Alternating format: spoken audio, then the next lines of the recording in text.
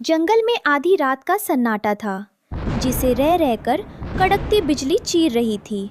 बारिश इतनी तेज थी कि पत्तों की ओट भी बेकार हो चुकी थी। नन्हा कुकू चीखा, माँ, मेरा पैर फिसल रहा है, मैं गिर जाऊंगा। रानो चिड़िया ने अपने भीगे हुए पंखों से उसे कसकर दबाया। नहीं कुकू, अपनी आंखें बंद करो और मेरा पैर पकड़ लो। गुड़िया, तू भी मत डर, जब तक तुम्हारी माँ जिंदा है तुम्हें कुछ नहीं होगा। पर कुदरत के आगे रानो बेबस थी। एक जोरदार हवा का थपेड़ा आया और उनका घोंसला तिनका तिनका होकर अंधेरी खाई में जा गिरा। रानो अपने बच्चों को लेकर मुश्किल से एक मोटी टहनी पर जा टिकी। सूरज निकला पर जंगल की रौनक गायब थी। हर तरफ टूटे हुए घोंसले और रोते हुए पक्षी थे। पूरा जंगल शमशान जैसा लग रहा था। सभी पक्षियों के घर टूट चुके थे। रानो अपने बच्चों के साथ गीली जमीन पर बैठी रो रही थी। माँ, अब हम कहाँ सोएंगे? बहुत ठंड लग रही है। धैर्य रख बेटे, मैं कुछ ढूंढती हूँ। रानो तिनके खोजने निकली। तभी उसकी नज़र एक झाड़ी के पीछे चमकती हुई हरी घास पर पड़ी। वो घास साधारण नहीं थी, उसमें से धीमी सुनहरी रोशनी निकल रही थी। जैसे ही रानो ने उसे छुआ, एक मधुर आवाज़ गूंजी, रानो, तुम्हारी ममता और ईमानदारी देख, मैं तुम्हारी मदद करना चाहती हूँ। मुझे ले जाओ, मैं तुम्हारे लिए ऐसा घर बनाऊंगी जिसे कोई तूफान नहीं तोड़ पाएगा। रानो की आंखें फटी रह गई। उसने जल्दी जल्दी वो घास इकट्ठा की और पेड़ की एक मजबूत टहनी पर अपना घर बुनने लगी। देखते ही देखते एक सुंदर चमकता हुआ हरा घास का घर तैयार हो गया।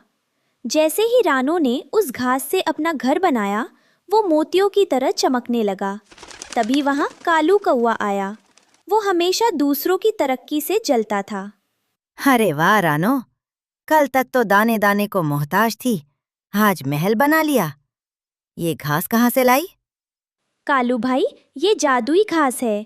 इसने मेरी परेशानी देख मेरी मदद की है। देखो, बच्चे अब सुरक्षित है। इतनी सुंदर चीज इस गरीब चिड़िया के पास? ये तो मेरी होनी चाहिए। मैं इसे छीन कर रहूंगा। वो हरी घास का देखकर जंगल के अन्य पक्षी वहां जमा होने लगे। सबसे पहले मिट्ठू तोता, तोती उड़ते हुए आए। अरे रानो, ये क्या करिश्मा है? कल तो तू सिर छुपाने को तरस रही थी और आज ये हरियाली का महल?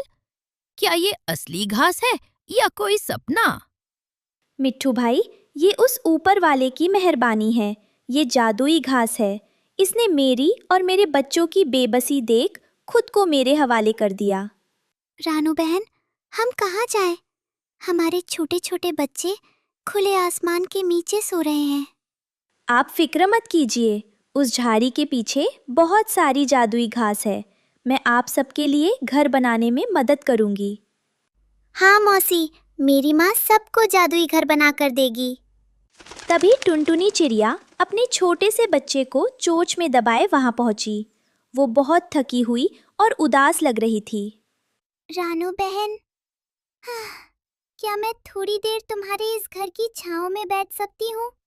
मेरा बच्चा कल से भीगने के कारण कांप रहा है। मेरा तो सब कुछ उजड़ गया। अरे टुनटुनी, ऐसा क्यों कह रही है? ये घर सिर्फ मेरा नहीं है। अंदर आ जा। देख, जादुई घास की गर्मी से तेरा बच्चा तुरंत ठीक हो जाएगा। मिट्ठू तोता चकित होकर ये सब देख रहा था। लेकिन रानो, ये घास तो कम है। अगर तू सबको यहाँ रखेगी तो घर टूट जाएगा। तू अपने बारे में सोच, दुनिया बहुत स्वार्थी है। नहीं मिट्ठू भाई, जो मुसीबत में काम ना आए वो पक्षी कैसा? टुनटुनी, तू फिक्र मत कर, मैं अभी जाकर और घास लाती हूँ। मैं तोते भाई के लिए, तुम्हारे लिए और इस जंगल के हर बेघर पक्षी के लिए घर बनाऊंगी। पर रानो, तू अकेले इतना काम कैसे करेगी? तू तो खुद कितनी कमजोर है। हिम्मत और ममता कभी कमजोर नहीं होती टुनटुनी, तुम बस बच्चों का ख्याल रखो। रात भर जागकर रानो ने अपनी मेहनत से सभी बेघर पक्षियों के लिए छोटे छोटे जादुई हरे घर बना दिए। पूरा जंगल अब सितारों की तरह चमक रहा था। उसने टुनटुनी के लिए एक छोटा और प्यारा घर बनाया और मिट्ठू तोते के लिए एक बड़ा हरा कमरा तैयार किया। दूर पेड़ पर बैठा कालू कौआ ये सब देख जल भुन रहा था।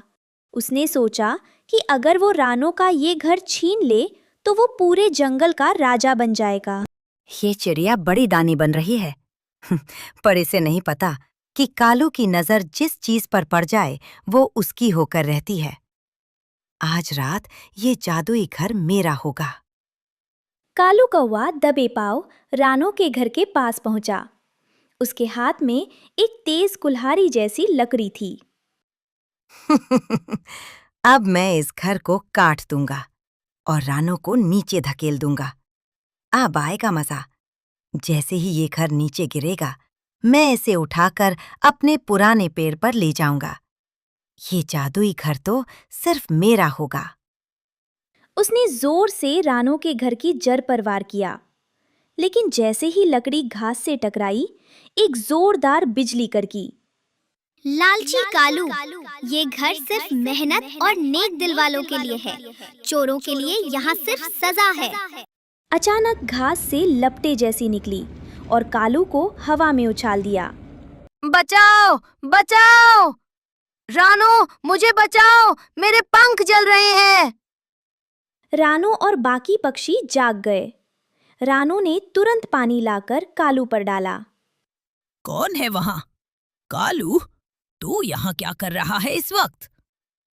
वो मैं तो बस देख रहा था कि घर मजबूत है या नहीं।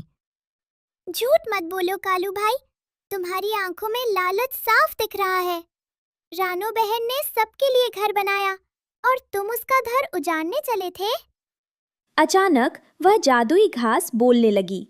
उसकी आवाज पूरे जंगल में गूंज उठी। सावधान कालू, इस घर की दीवारें रानो की मेहनत और दुआओं से बनी है।